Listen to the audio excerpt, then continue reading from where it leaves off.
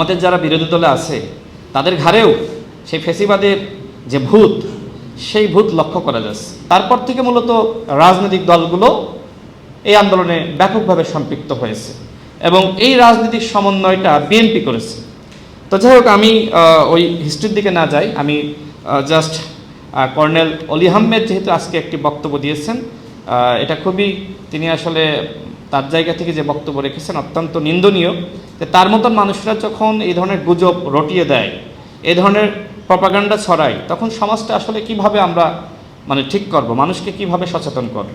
আমি নিজেও আসলে এই ধরনের গুজবের শিকার হয়েছি। যে সময় 2018 সালের কোটা সংস্কার আন্দোলনের নেতৃত্ব দিয়েছি, অসংখ্য গুজবের শিকার হয়েছি এবং এখনও পর্যন্ত সেই গুজব আমার বিরুদ্ধে আছেই।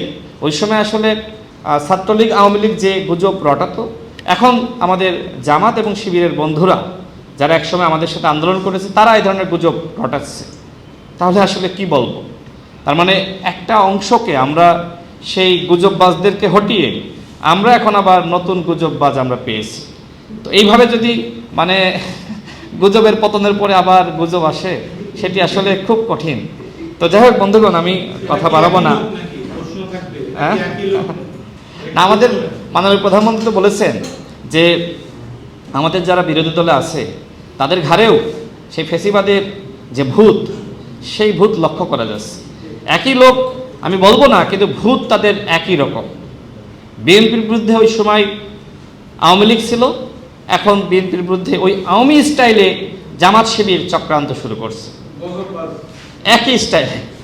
তো যাই হোক, বাংলাদেশে তো সংবিধান অনুযায়ী সবাই রাজনীতি করতে পারে না। আমরা বলছি না যে তাদের 71-এর যে বিতর্কিত ভূমিকা, এই জন্য তাদেরকে আমরা বাংলাদেশে রাজনীতি করতে দিব না।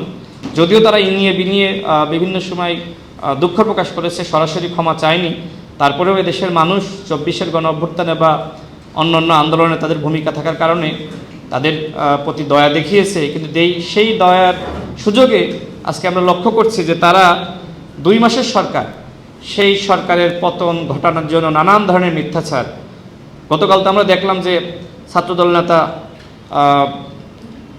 আবিদ, তিনি অনেকগুলো পেজ শিবিরের একজন নেতা চালান, সেটি ভিডিও আকারে প্রকাশ করেছে। তো শিবির যদি আসলে তার রাজনৈতিক কর্মযজ্ঞ হয়, এইভাবে মিথ্যাচার করা, গুজব রটানো এবং অন্যের চরিত্র হনন করা, তাহলে আসলে ছাত্র রাজনীতি কখনোই আসলে প্রসিদ্ধ হবে না।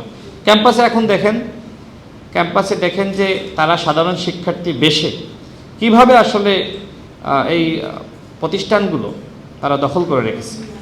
যে আধিপত্য প্রতিষ্ঠার রাজনীতি, যেটা শিবির প্রতিদিন স্লোগান দিচ্ছে যে আমরা এই আধিপত্য প্রতিষ্ঠা হতে দিব না, কিন্তু সাধারণ শিক্ষার্থী বেশে ক্যাম্পাসগুলোতে আজকে আধিপত্য বিস্তার কিন্তু শিবিরই করছে। ছাত্রদলকে এক প্রকার ঢুকতে দেওয়া হচ্ছে না।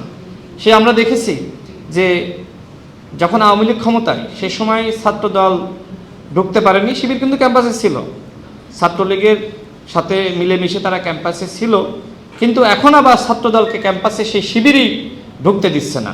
তো এইটাও তো আসলে এক ধরনের প্রপাগান্ডা। ছাত্রদলের বিরুদ্ধে তারা আধিপত্য বিস্তার করবে, তারা আবার ছাত্রলীগ হয়ে যাবে, অনরুম গেস্টরুম করবে, এ ধরনের কথাবার্তা বলে একটা প্রপাগান্ডা সৃষ্টি করছে। তো আমি আমার যে প্রশ্ন করা হয়েছিল সেটির উত্তর দিয়ে শেষ। মানুষের বিরুদ্ধে মিথ্যাচার করছে, ঠিক একইভাবে সামাজিক যোগাযোগ মাধ্যমে ওদের মিথ্যাচার সম্পর্কে আমাদের তুলে ধরতে হবে এবং ওদেরকে ভয় পাওয়ার কিছু নাই। আপা যে কথা বলছিলেন যে ওরা এই কথাগুলো কেন বলে, ওরা এই কাজগুলো কেন করে, এই যে এতগুলো আইডি তৈরি করে, আপনাকে ভয় দেখানোর জন্য যে আপনি যাতে কমেন্ট না করেন। এবং একসময় মিথ্যা বলতে বলতে কিন্তু মানুষ এক ধরনের কনফিউশনে পড়ে যায় যে আসলে কি এরকম কিছু হচ্ছে কিনা বা সে এরকম ছিল কিনা। সুতরাং এই বট আইডি বা এই ধরনের যারা কমেন্ট করে, সেটা রিয়েলিটি থেকে হোক না কেন, আমাদেরকে সেখানে আমাদের যে সুচিন্তিত মতামত, যেটা সত্য, সেটা যদি অনেকে অপছন্দ করে, তারপর আমাদের বলতে হবে। আমরা যদি এইভাবে ওদের কাছে মাথা নত করে চুপ হয়ে যাই, সেক্ষেত্রে কিন্তু কোনো পরিবর্তন হবে না। সুতরাং ভয় পাওয়ার কোনো কারণ নয়। আসুন আমরা সবাই মিলে সম্মিলিতভাবে এই যারা সাইবার বুলিং করে, তাদেরকে আমরা প্রতিরোধ করি। আমরা একতাবদ্ধ হলে ইনশাআল্লাহ এদের পতন হবে এবং আমাদের যে স্বাভাবিক চিন্তা, সেই চিন্তার ইনশাআল্লাহ বিকাশ হবে। সবাই ভালো থাকবেন। আল্লাহ হাফিজ। আসসালামু আলাইকুম।